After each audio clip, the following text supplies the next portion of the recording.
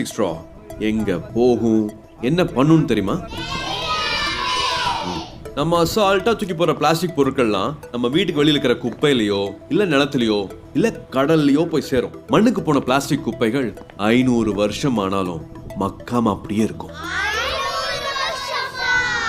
ஆமா செல்லம், அது மண்ணோட வளத்தை பாதிக்கும், புதிய செடிகள்லாம் வளர்றதை தடுக்கும், குடிக்கிற தண்ணியை விஷமாக்கிரும், காத்து மாசுபடும், அப்புறம் நமக்கு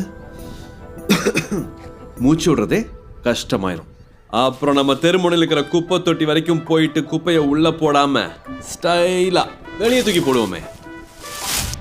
அந்த குப்பைங்கள்லாம் நம்மளை சுத்தி வாழ்ற ஆடோ மாடோ நாயோ தெரியாம சாப்பிட்டா அதுங்களோட ஆரோக்கியம் பாதிச்சு அதுங்கெல்லாம் இறந்து போக கூட வாய்ப்பு இருக்கு. அதே மாதிரி கடலுக்கு போற இந்த மாதிரி பிளாஸ்டிக் குப்பைகள் எல்லாமே கடல்லையும் மக்காம துகள் துகளா மாறும். கடல் இருக்கிற மீன்கள் எல்லாம்